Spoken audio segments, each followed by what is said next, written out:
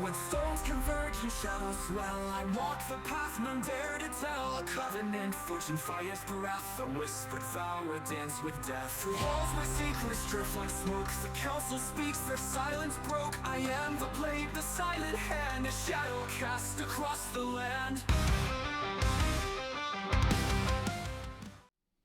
Hey everybody, and welcome to the second episode of the Ashen Insight podcast. This week we are going to be discussing the official Alpha 2 for Ashes of Creation. This week I'm joined by my two co-hosts, Zombie Medic and Neorun.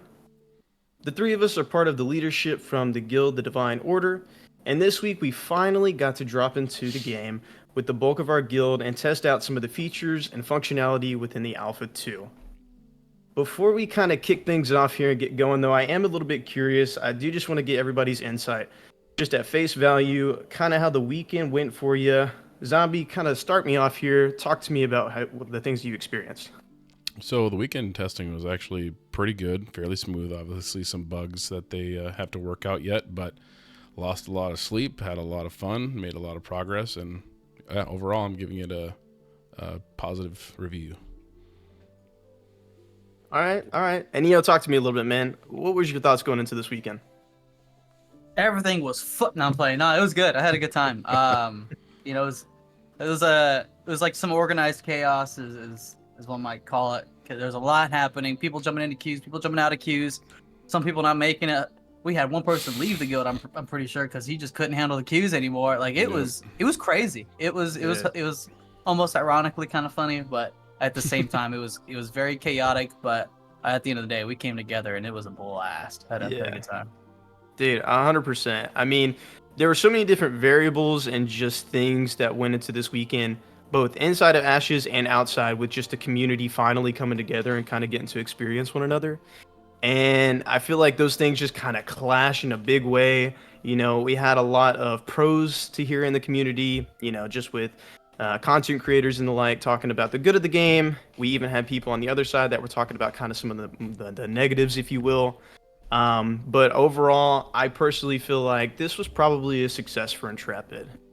Kind of jumping into things here, I do want to know, though, and kind of back it up a little bit before we even kind of hopped into this weekend, because we've all been following this game for the better part of, in my case, for example, 4 years. And for some of you two, I know even longer than that. So, Neo, talk to me a little bit. I want to hear, like, what kind of were just your general expectations for Alpha 2? Do you kind of feel like they fell short in certain areas? They met your expectations, passed them even? And this is a little bit of a loaded question, I'm sure, because there really is a lot of different aspects to tackle to the game here. But just give me your overall impressions of what you were hoping to see going into Alpha. Well, using from what we had pretty much put on our last podcast episode was we played the pre-testing. We had some of that experience already, and so we knew where a lot of the issues kind of lied already. And I was expecting for a ton of crashes, but that caught me off guard. That I don't think I crashed once, and if it was a crash, it was because of server issue in the game in that section of the realm. So, I mean, my expectations were I was expecting crashes all day, and I know people were terrified of them because of queue. Onesies and twosies happened, but I mean, exceeded what I was expecting when it came to that, at least. Yeah, for sure. And talk to me a little bit about the game itself. We've been following this game now for several years at this point, and we've kind of gotten a little bit of an idea on what to expect going into Alpha 2. Obviously, Steven has said in these live streams many, many times, expect this to be a real Alpha 2. And for some of the guys out there that maybe don't understand what he says, or what he means, I should say, whenever he does say that, kind of give us a little bit of an idea of maybe what should we be expecting going into that real Alpha 2, as opposed to maybe some of these early games that are even launching in early access. Yeah, so one thing to definitely take away is, it isn't, oh, this is just, we're getting early access. Like, technically, you're not wrong. We're playing early, sure. But, I mean, it's as it states, this is an alpha testing. Right. You probably paid big bucks to get in here in the first place, but it's because of it's probably going to sound lame, but it's because of the journey. I mean, everything that we get to experience, we're like, oh, for instance, remember the broken spear? You know that Mm-hmm. that was crazy. The spear was just one shotting people. That was the move. Even now into these alpha, the normal alpha that we're jumping into, that's not a thing no longer. But it's some stuff that we can say, oh, we remember when that mob did this, or we remember when these weapons were that. We remember when this skill tree or these things. So in comparison to other games that people jump into, like early access games, it's usually not the same case. You don't have a completely different game by the end of the day. It's just they're practically ready for release, and those early access games just kind of that's that extra bump before they kind of push the game out. We've got some time. Buckle up. This is gonna be a bumpy freaking ride getting to launch. Hell, getting to betas. I mean, it's gonna be tough. There's gonna be a whole lot of stuff going on right now. I mean, there's gonna be, and it's already happening, clashing of guilds. It's an alpha test, but the some of the stuff that is expected for full launch, video games like that, we're seeing now. So it's kind of a great prelude to kind of see what's down the line. Right. And I feel like especially in our guild, really just in the friend group here, like Neo's kind of the type to really dive into that social aspect of games. But, Zombie, I want to get your impressions here because I feel like you're a pretty big technical guy. Just what were your expectations going into this game exactly, especially as somebody who's so invested in the PvE scene? So speaking of like early access and alphas and things like that, people often, I think, have that misconception that this is an early access. Like Neil said, it's absolutely not. And I mean, I went in with the expectations that there was going to be lots of bugs, lots of crashes, lots of issues. But although it wasn't, devoid of issues. They were still at an extremely minimal amount, to the point where I was quite pleasantly surprised that actually the game was playing as smoothly as it did. Like, I know people in our guild, even, there were some issues with unable to get in and launcher problems and things like that. But they were at least few and far in between, enough to the point where they weren't like an overwhelming presence in the Alpha 2. And like you said, we played some of the Alpha 1. We know that there wasn't a huge, or not Alpha 1, sorry, the pre-tests, I guess, or the spot tests. Yeah. And there wasn't a huge difference, but I mean, just from the spot test, I think like over 600 bugs fixed in the game, and which is huge, and it fixed a lot of the problems that we were having. But then when you fix bugs, you tend to create new ones, and I think that's kind of the main point of this alpha testing, is that they're testing for these bugs, not necessarily for content, but they are doing. I mean, with the bugs or the bug fixes that they put out today, between last weekend and next weekend, there's actually quite a bit of content updates in there, like horse speed changes, just quality of life things. So as far as their progress and as far as what I expected, I try to set the bar low and minimal expectations so I don't get disappointed. And actually, I'm extremely pleasantly surprised. Yeah. That's good to hear. I mean, my take on it, I guess, is a little different, but I think our endpoint is the same. Following this game, my expectations of this game have been as high as any game has ever been before. Just the constant talks of innovation in this game, with the different systems that it's going to be implementing and the dynamic features that it's kind of going to be hosting. My expectations were set really high. So in terms of what I expected of the Alpha 2 and kind of what they were able to deliver on that front, I wasn't necessarily surpassed, but because I had already had such high expectations, I think for them to be able to meet those expectations is really a big win, at least in my book as a player of the game. There were a lot of features in the game that I wasn't 100% sure would make it to the earlier parts of Alpha 2, especially with us just doing the weekend test at this point. But I've been really pleased with the progress that they have actually been able to make. And, like I kind of alluded to early on, this was kind of the first time that we, got to play the game, but also get to play the game with the amount of players that we actually got to play with. Whenever we were kind of doing more of those niche spot tests, we were only going in with, from our guild anyways, just a handful of guys. And even for the overall, population of the server, it still wasn't that very many people. And so as a game that is going to be kind of innovating and priding itself, so to speak, on the impact that the player has on the world, I felt like we maybe did get a little bit of insight into things, this weekend, to just go into a little bit more specifics, and please feel free to jump in. There were instances where we were going to some of those farming spots, like Highwayman Hills, for example, that we were used to in all of the spot tests, just kind of going in, farming, doing our thing, and then getting out. And then we finally got into this server with more people, and we find that maybe some of our spots have been taken. Maybe we have to fight for some of our spots. Some of the elites that we had maybe been farming are no longer up at this point. We're running into people that we haven't met before. We're seeing guilds get thrown up for the first time. And I think that there's a lot of clashing just in game from a social aspect. And I think I've been pretty pleased in how the game kind of caters to that playstyle with the flagging system, with how things work in terms of just contesting those points of interest and things like that. Any insight kind of just into what it felt like to not only drop into the game with our guild in a more large scale, but also drop into the game with some of those bigger guilds that maybe we're not used to playing with?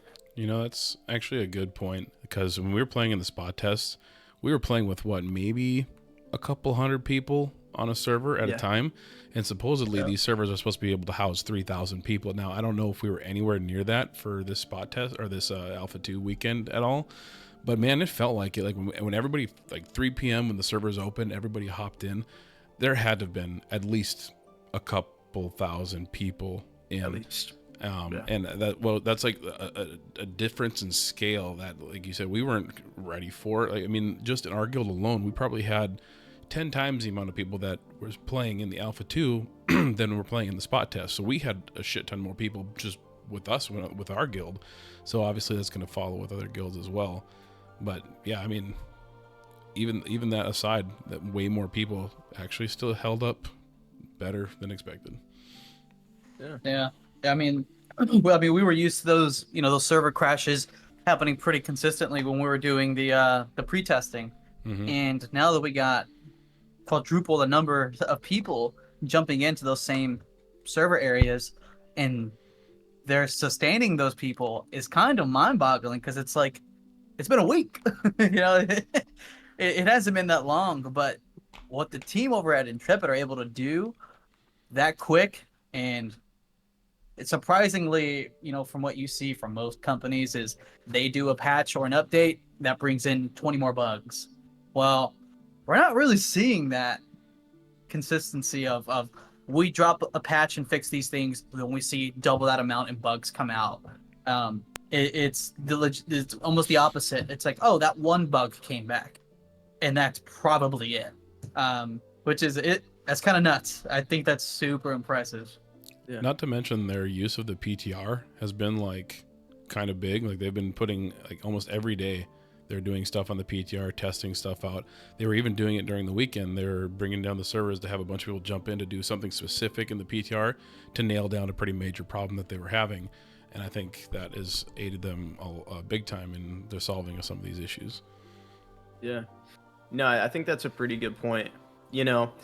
Ashes kind of falls into a category of games that is being transparent, and I think a lot of people see that as a game that maybe isn't progressing at the rate that they want it to be. And so you do kind of get some people from the community, unfortunately, and it happens with every game, that are just kind of bad-mouthing the game in terms of progress and the vision and things of that nature. And even some people from the Ashes community, itself, have kind of talked about Intrepid, and specifically Steven recently, about how maybe leading up to the official launch of Alpha 2, they haven't been as transparent as they have in the past. And I just want to objectively say that Steven has been sending out updates, especially when the game is live, constantly. And if Steven's not sending out things, somebody from the Intrepid team has. Unfortunately, this weekend, on top of the queue problems and other various issues, Intrepid faced a pretty extreme DDoS attack from people that we've still yet to figure out who exactly it is. And on an hourly basis at times, Steven was coming into the chats and just saying, guys, I'm sorry, we don't have a tremendous amount to update you on, but nonetheless, I'm here to tell you, like, we're still working on it. Like, take a little bit of faith in knowing that your complaints and your concerns aren't just kind of falling on deaf ears, so to speak. And for them to be able to kind of just understand that their community needs to be reassured at times, because that was something that we had kind of talked about last week.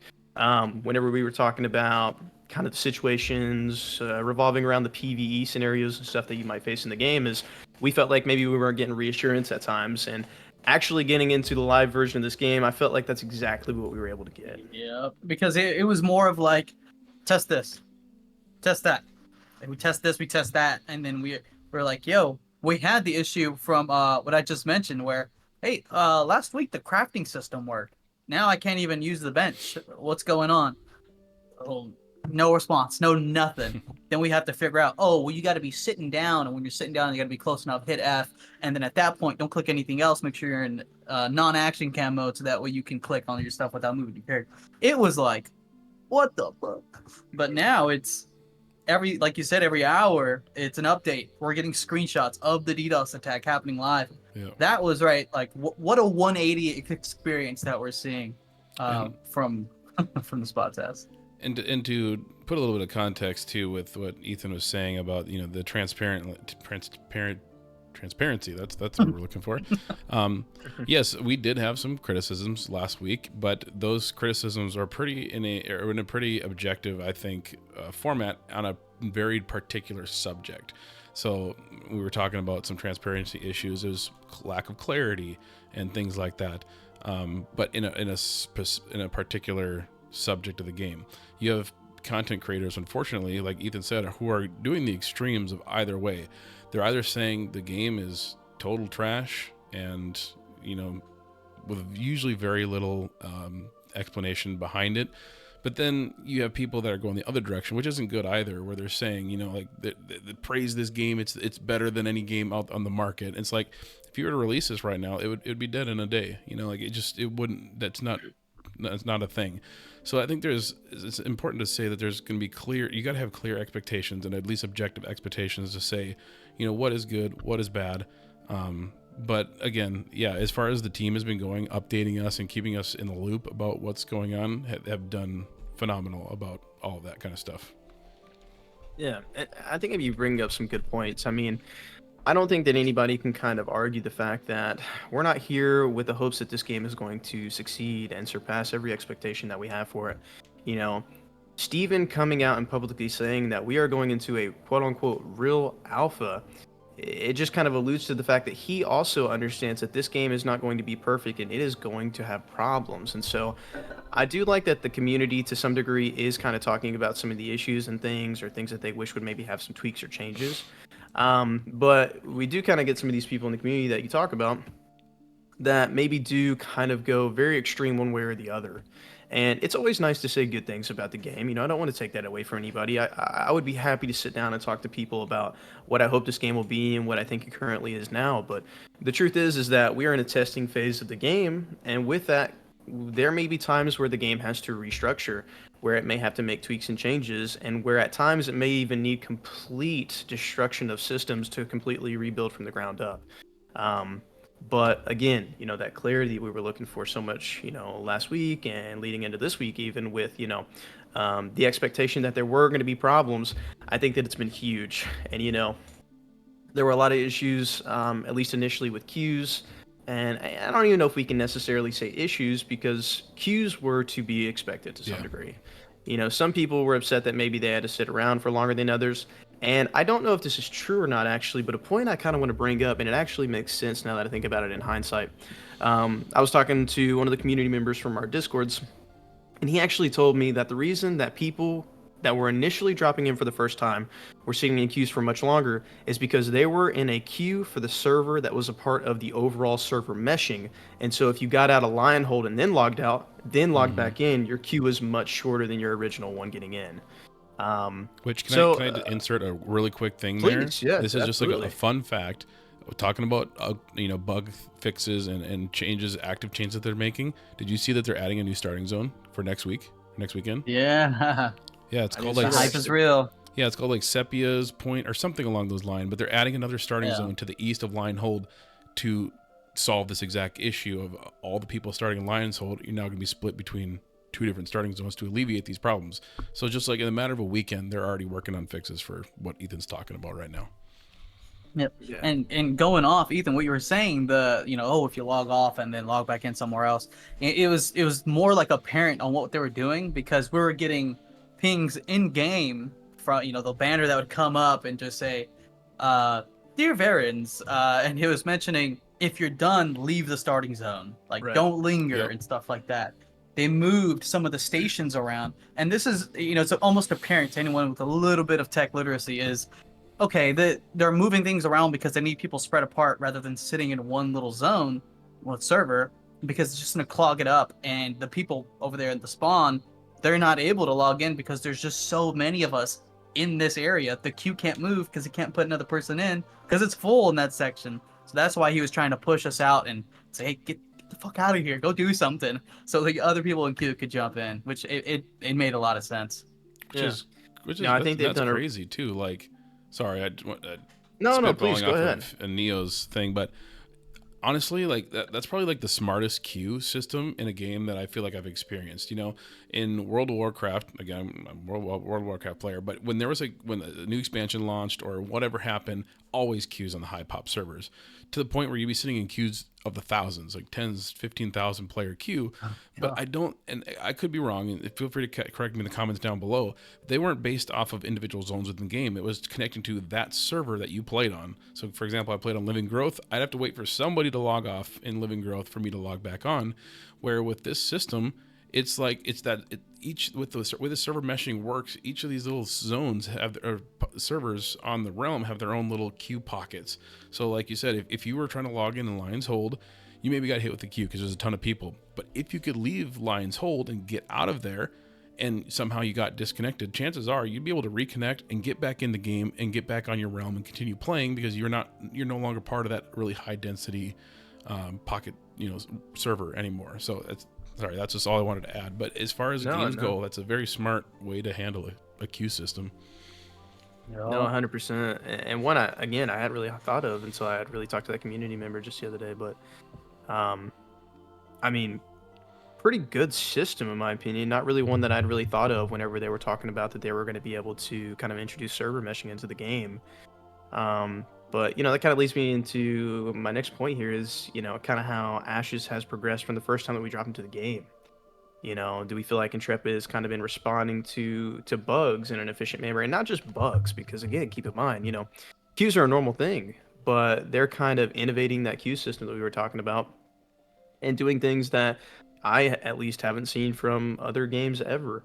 You know, as somebody who kind of got to play Alpha 1, even if you just dropped in this weekend, even, I feel like there's been enough change this week that most people, again, objectively would kind of say, I feel like Intrepid is doing a pretty good job about addressing things that need to be addressed in the community. Right now, in terms of bugs, and there have been a lot of groundbreaking ones that we won't go too in depth with, but just ones that allow for bugged XP farms where people are reaching max levels. The spear that you were talking about that allowed people to just instantly die and things of that nature. They've been trying to address those things as best as possible, but obviously they have a lot on their plate. And, one point that I did want to bring up here is that the biggest voice that you have in the game right now is kind of that /bug.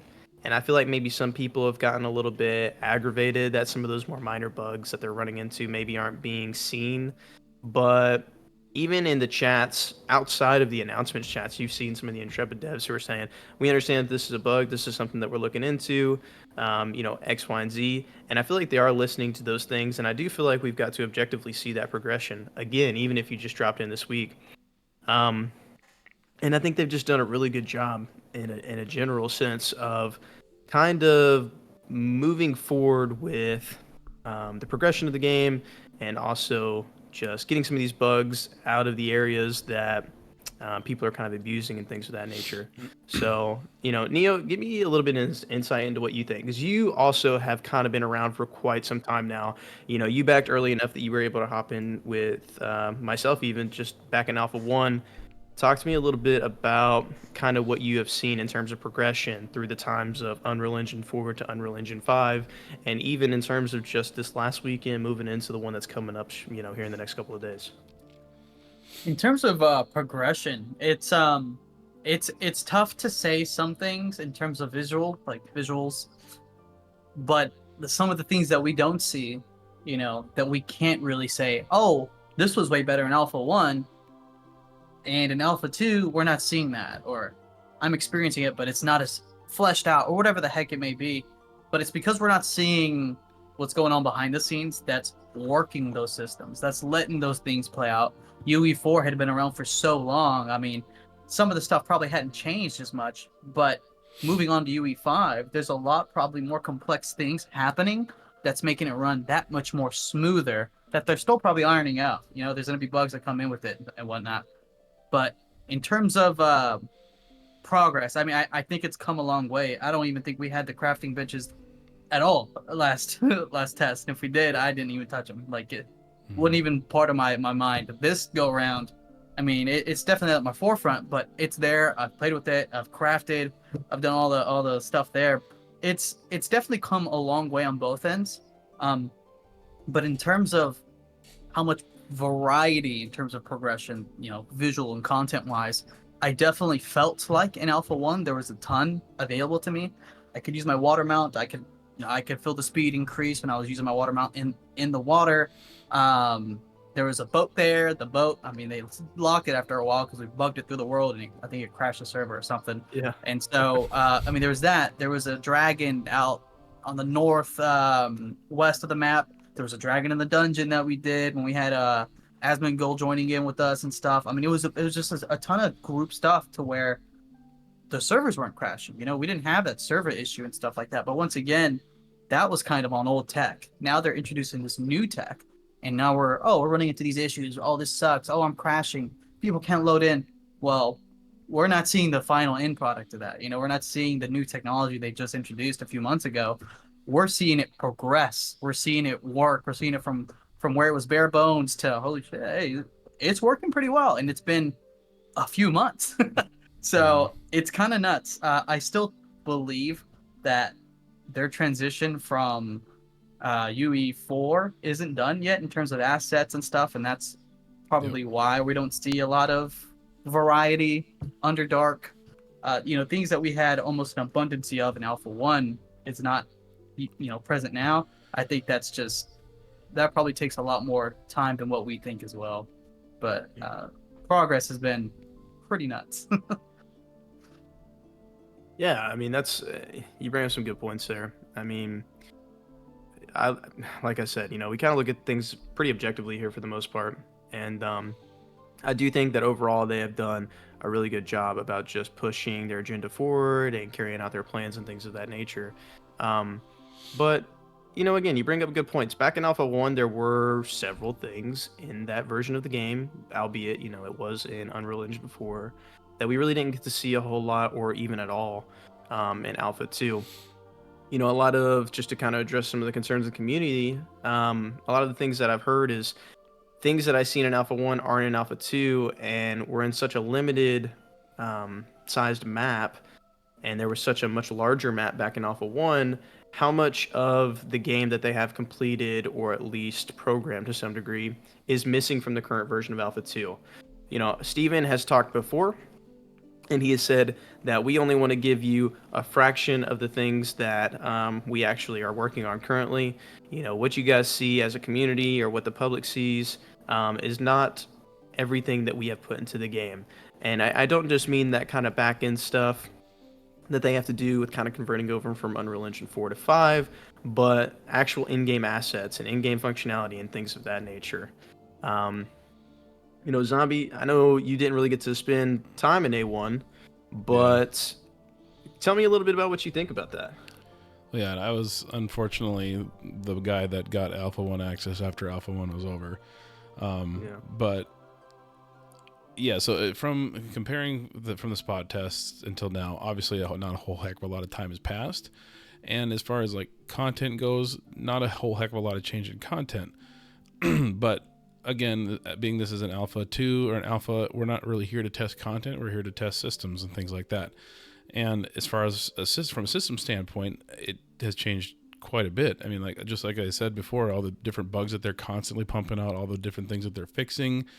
I mean, I have, you know, personal complaints about, for example, resplendent beam for the cleric has been broken for like the last couple of weeks, where it's supposed to bounce between 5 different allies, and sometimes it just wouldn't. It just only go to one person. And I just saw again in the bug updates today that they fixed that.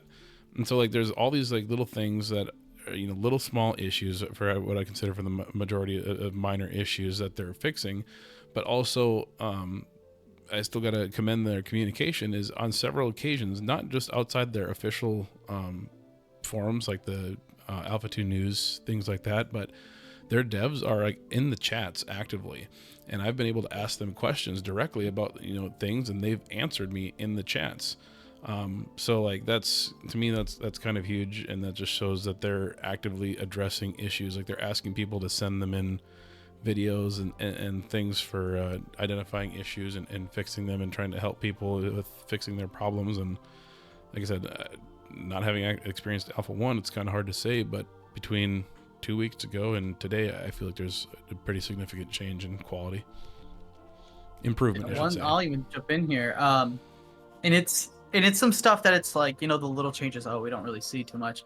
But it's like playing Cleric when we played it in Alpha 1, there are two different clerics at this point, is what it feels like. They are, 100%. I mean, the Javelin. Where's the Javelin? People enjoyed that. That was a great time.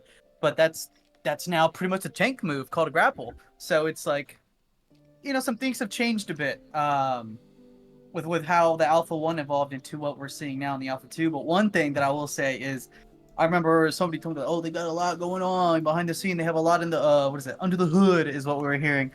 And so I'm like, yeah, sure they do. Not from what we're seeing. This is in the early spot testing. And so now that we're seeing it, I mean, they're doing a lot of stuff with the mounts now. They're like, hey, all of this is coming in the PTR. And it's like, whoa. Mm-hmm. Where did y'all find time for that from the bug fit? Like, what? That didn't make sense. But I'm starting to believe, okay, maybe they do have all of these things just sitting behind them, and they're just feeding us one spoon at a time and saying, all right, how'd that taste? All right, I need to fix this, that, and the other. Okay, cool. All that's, we fixed the majority of it. Here's another flavor. And so they're just going to keep handing some stuff that they've got in the background where this is a big team. They're starting to get to a big team. They're having other devs do other dev stuff. There's again the skins for all these other things. So, we're all artists doing, just sitting around. No, they're creating things. They have to be. I'm sure they're hiring all of these artists just to not sit around and do nothing or work on bugs. I'm sure they're working on visuals, doing more stuff with the creator tools that they've introduced to us and stuff, like when they showed for the desert biome. So I'm pretty sure they're really busy behind the scenes, and we're only seeing the changes they're allowing us to see in the environment that we got. So yeah, big time for sure. I mean, and dude, we're talking about class changes. As a main for mage, that funky Alpha 1 fireball animation where your dude just jumped up in the sky. He did like a 360 and throws this ginormous meteor. They're changing things. And the reason that I bring this up is because, they have said once again that they're not in like an optimization phase. And that doesn't just mean like, hey, we're making sure the game runs smoothly, but that also means like bugs and things of that nature. And it's kind of difficult to address each and every individual bug, especially for things like classes and things, because classes aren't what they are going to be come launch. People are submitting bug reports, which is awesome, and some of those bug reports may lean more into a category where maybe it's not worth the time investment to actually figure out what's wrong with that bug, because the system that bug revolves around is not a complete system. And so to kind of touch systems up before they are in their complete phase is, to some degree anyways, maybe a little pointless in my eyes. So I do think it's maybe a little bit of a good sign that maybe not all these bugs that maybe have been in for a while are getting addressed, especially with, ones that are tailored towards specific content. It is unfortunate that certain class skills and things of that nature don't work. But again, I think that for the most part, most of the classes in the games are not at the current iteration that they will be come launch. So I think it's good that they're not touching everything up just yet. But, For sure. One of the things that I love about Ashes, and it's a thing that drove me in, don't know about everybody else, but their most innovative system, it's one that we talk about all the time, it's their node system. And we've gotten a bit of a taste going into the persistent version of the game, where we've got to get up high enough level where we can claim citizenship and see these nodes go through the first couple stages from, kind of the wilderness up to a village. and we're starting to see mayors come into the like and things of that nature. And I just want to know, based off your all's gameplay, kind of how impactful, at least in the current version of the game, that node system has been. Neo, I want you to start me off here because, for those who don't know, our guild dropped into the the virus server this weekend, and we were lucky enough to be able to get quite a few people up to level 10 and claim citizenship. And Neo and I was actually able to claim mayoralship within New Ayla. And you've gotten a little bit more insight, maybe than, well, definitely than most others have. So, talk to me a little bit about what it's been like to actually see the nodes level up. Talk to me about what it's like to kind of be in that mayoral position, what that kind of gives you in terms of benefits, and then just the overall vibe that as you have leveled up those nodes and seen them grow into a village, how has that impacted the nodes around you?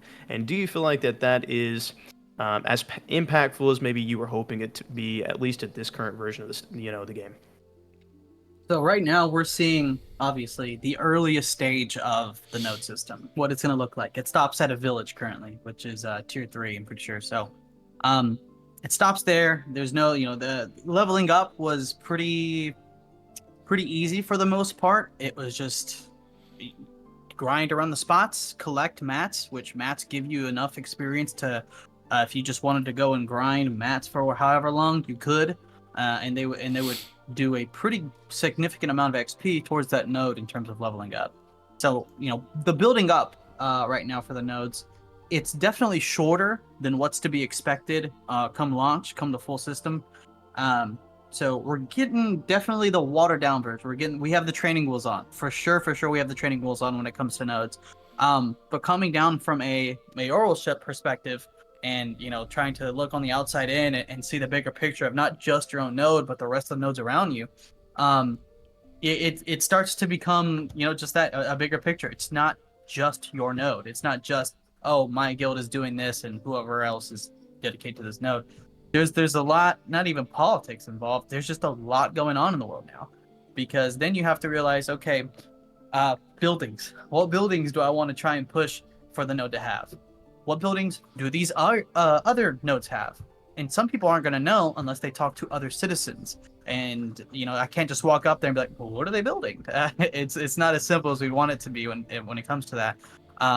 So if you want to call it, people could espionage if they're just asking around, or if they're trying to, let me drop citizenship here for a little bit, go over there and take a look, and vice versa. So in terms of buildings, right now, currently in talks with the other mayors in the server.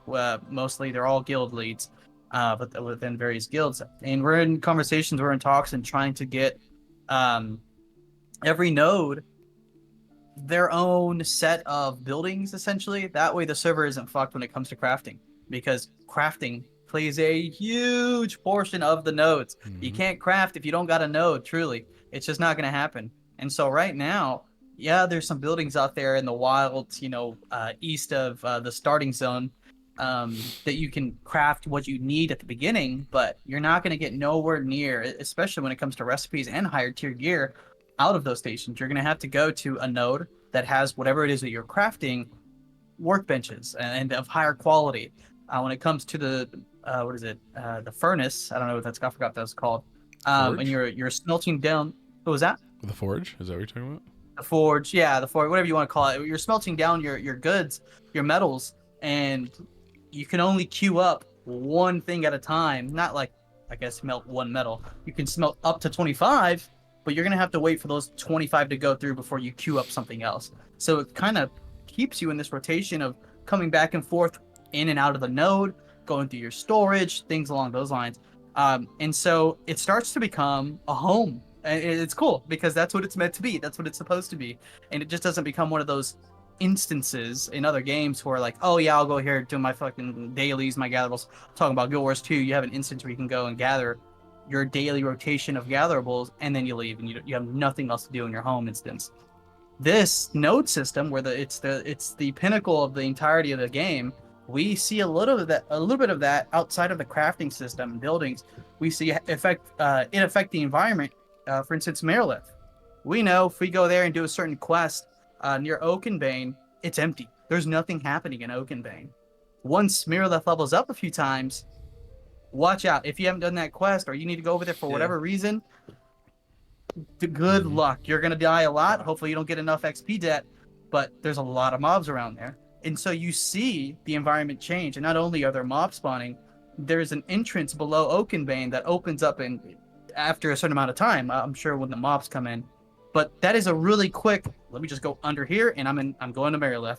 When those doors are closed, you gotta work your way around. It's gonna be a pain in the dick. And so you can see how the node system starts to affect the environment a little bit. Nothing from what we had saw in one of the live streams when they had seen like the fog drop down from the tree or something. That was sick. I cannot wait for something like that. But right now, those are the things I'm seeing. And then lastly, Node Wars. Oh man, I can't wait. We're not at that point yet, but I'm sure either this weekend or next, we're gonna see a Node War pop off. Oh, yeah, And for sure. Coming. Yep. for those who who haven't experienced that, we did get our hands on that on the last playtest, and it can be rough. It depends it depends on who you're going up against.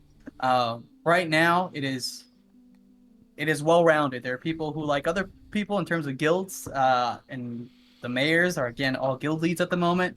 We're kind of working together, but it's only gonna last so long. Ultimately, it's a test.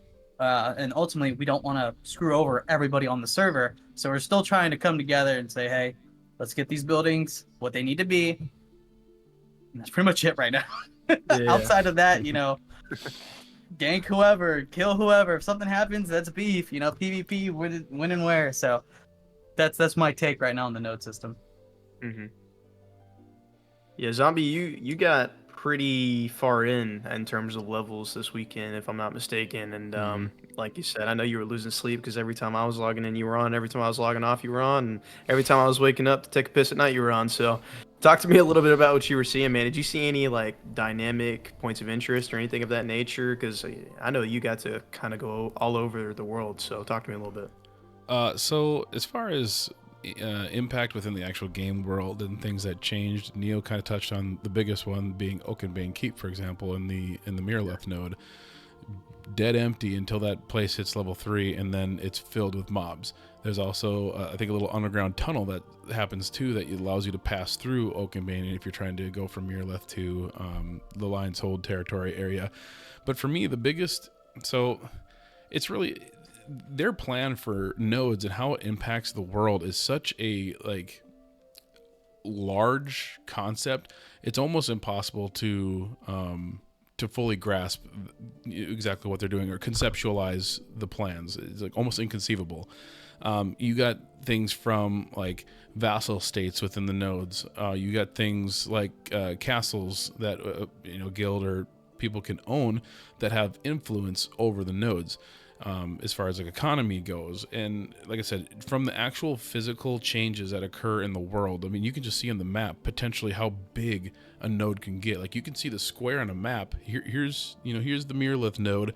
Here's a square that thing occupies in, and that will be ideally its metropolis once it's fully built up. So, I mean, there's obviously massive impacts that are going to happen in the game, but as far as the non-physical aspects, like what Neo was talking about, the social or I guess the metaphysical aspects, like how Neo was talking about, we're organizing with the other mayors to try to make a good, well-rounded server to get everything that the players want. But who knows? Maybe somebody has beef with Neo, or maybe Neo beefs with one of the other mayors. He's like, I'm going to screw this guy over, and I'm going to build what he's building, and I'm going to do it more of it, so then people come to my node, and I get the rewards from it. And there's a whole opportunity for subterfuge for these interesting social interactions. Like I said, it's just so far-reaching that we can't really conceive it right now. But from what we're seeing, to me, it gives great. It lends credibility to the idea that there's going to be a lot more, and it's very promising the way it sits right now. Like I said, as far as in-game stuff, I can't speak too much to it because I didn't really see or notice a whole heck of a lot other than the nodes themselves changing, other than Oakenbane Keep. But yeah, very promising, and I think it shows a lot of potential, that system. Yeah. I mean, in physical terms, I think Oakenbane was the biggest one for me as well. I do want to credit them a little bit though, because obviously, your metropolis is going to be looking towards a few tiers away from where we're at right now. And I do think that the discrepancy in the actual experience that will be required to actually level those nodes is obviously going to drastically get higher and higher. And I think that just your character level is obviously indicative of that. I mean, the difference between level 8 to 9 and 9 to 10 was pretty drastic for a lot of people. I think it was a little bit of a wake up call. And 10 was kind of that gating level where people would actually be able to go and claim their citizenship. So that's why I use that as an example. But I do think that, or at least I hope that, as we do get those bigger discrepancies where reaching a tier 4 is really going to be an achievement, reaching tier 5 is going to be a massive achievement. I hope that the work that must be involved to actually acquire those node levels is going to be an indication of how big of an impact that those nodes have upon the world. And obviously, we're in Alpha 2, so to think that their most innovative system is going to be anywhere close to its final form would be a little bit wild to think. But yeah, I did see a whole lot, at least in the world, even with just like mob levels and stuff. Not even necessarily looking for different points of interest or just more advanced points of interest or anything of that nature. I didn't really see a whole lot of mobs leveling up or any new mobs coming around or anything like that, especially around our area down in New Ayla. But I do think what's important is that we at least see the foundation for those systems, which I think is very evident in the game. Touching on kind of the social aspects, we've gotten to get a little bit more insight, thanks to Neo and all the guys that were able to kind of vote him in. And what I'm most curious about is, right now we have the first iteration. We have generation 1 of Vira's mayors. And, right now everybody's on good terms and things of that nature. We're, in agreement that we need to make sure that we get up all the different various crafting stations so that we don't kind of brick our server, so to speak. I want to know what Generation 2 looks like, though. I mean, especially over in Miraleth. I've heard a lot of things just in our communal Discord that there are a lot of major guilds over there. And now that next time we vote, we're going to have a lot more time to get people into that citizenship position. I expect at least a couple people to kind of fall out of those mayor positions and new people to step up. And with that, does that mean that maybe some people come in and destroy some of the work on purpose, demolish some of those buildings or some of those crafting stations, so to speak, and put up new things just because they can? Maybe they lack the artisanship of certain stations that were built in their city and they want to more so capitalize on ones that are more specific to their guild, or are we going to get other people that are voted into mayorship that are more just community members that maybe are just going to have a wide outlook on things? Right now in our server, at least, everybody, like Neo has kind of said, is a guild master of some point. So I would think in some way, shape, or form, they are kind of making their decisions based off of a small group in comparison to the large group that is the population of the server. But I'm curious what things are going to look like as we do get into kind of that second month of gameplay, given that we don't have any wipes between now and then, and kind of seeing how people respond to that first generation of mayors. I think, and this is something to take into account. How important, not just trying to speak of, I'm important, but the importance of the role of a mayor. We've seen both ends. Right now we're seeing the good end. Not even just myself; it's everybody else coming together and getting these buildings done. In terms of mayoralship, it gets pretty extensive how the buildings work, because the buildings then have building perks. But it gets pretty extensive because on top of that stuff, well, without going too deep into in comparison to real life, but buildings have an upkeep cost. It's just that simple. A building just doesn't run on its own and stay like that forever. Right. And so Ashes takes that approach with these buildings. And so there's commodities that need to be the node needs to have. So for instance, artisan tools. I use this example a lot for a smithy. Well, artisan tools, in order to make those, we need, I think it was basalt in copper or wood and basalt, something like that. We'll just say it's two of those. And so we'll say that, right? Well, how do we, as a node, get those things? Like, is somebody just going up to a bench and making them? No. The mayor has to push out a buy order for those things, so that way we can use those things to not only build said smithy or upkeep it as well. Not only is it just those materials, those commodities, it's also gold. Sure, you could be the nice guy and set the tax rate really low, but you're gonna suffer for it. And it's funny because even as citizens, you'd say, "Oh hell yeah, it's cheap as hell to go over here." So I'm gonna go over here and do all my crafting.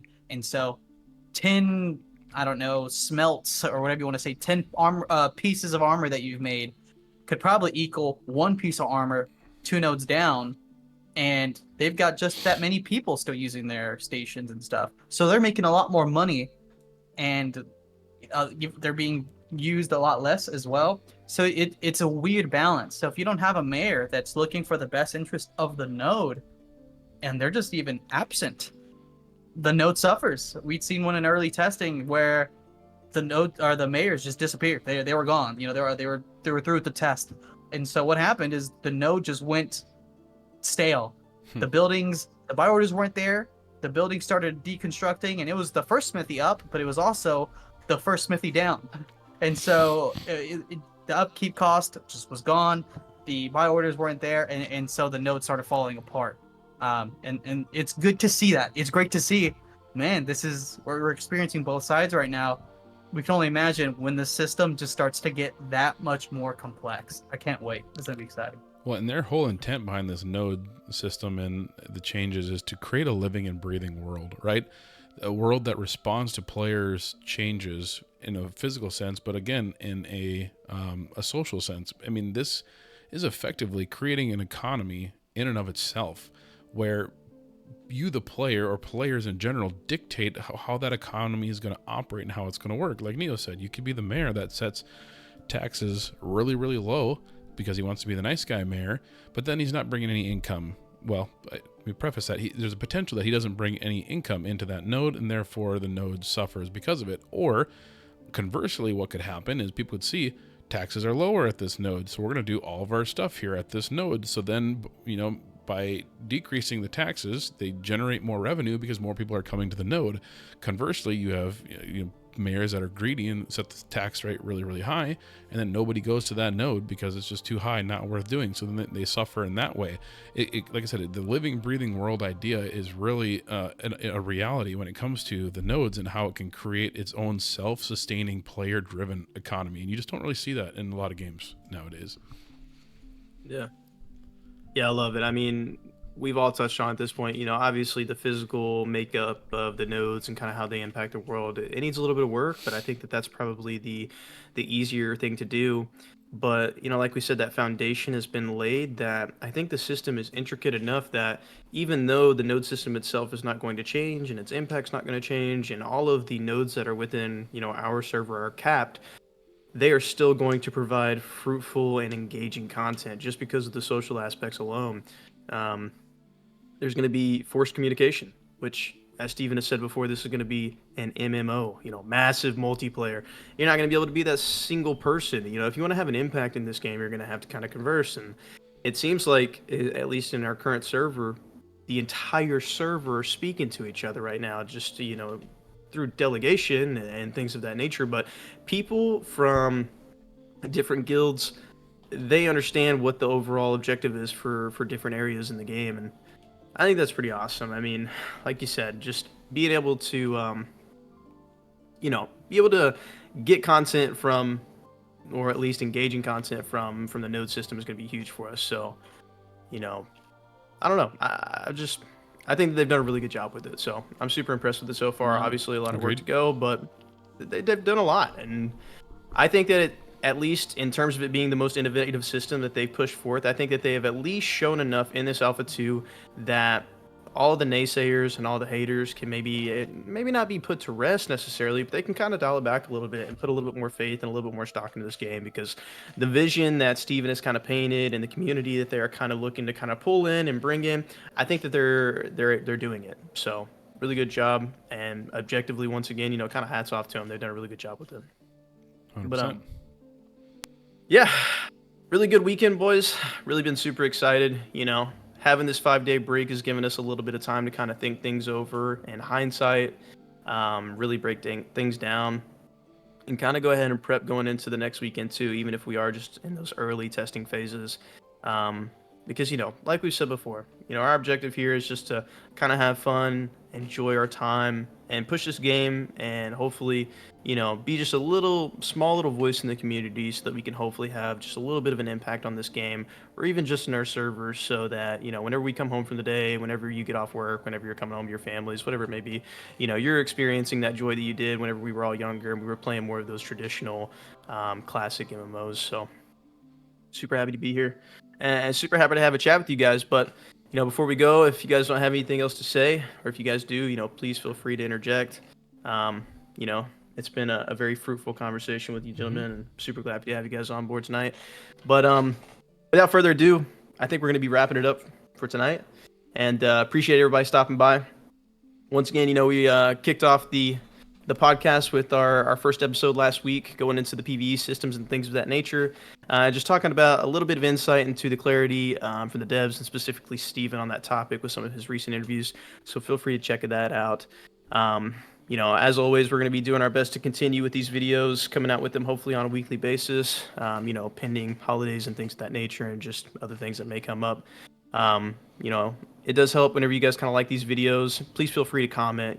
We're super engaged with our communities through Discord, through our guilds, just through the community in a general sense. So please feel free to comment down, ask some questions. Feel free to suggest topics on some of these videos, because we love to kind of hear what everybody else is thinking in the community. But other than that, guys, please feel free to like, comment. Got a few things here. I Please. mean, hey, guild lead stuff coming Please. up. Hey, if Come you're on. looking for if you're looking for a guild, baby, hey, Divine Order's recruiting. There's only so many slots to fill. So if you think you're hot shit, then come on in. We want to see it. If you're part of the virus server, we've got a Discord server up for that. Check the community links over there in Ashes Creation community links Discord. You'll see that we have that Discord up and running. There's a lot of stuff there that would be very helpful for you if you're playing on said server. So jump in, don't be afraid. If you just want to come in and chat in Discord, even for the guild Discord, feel free. There's an associate role. We'd love to have you and just chit chat. All right. And I'll throw the link too for the Vira Discord down in the description. I already have our link for our website as well as the guild Discord. I'll throw the Vira one down there too. Cool. All right, guys, signing off for the night. Everybody have a good one. Thank you guys for tuning in. Take it easy. Have a good one. Peace.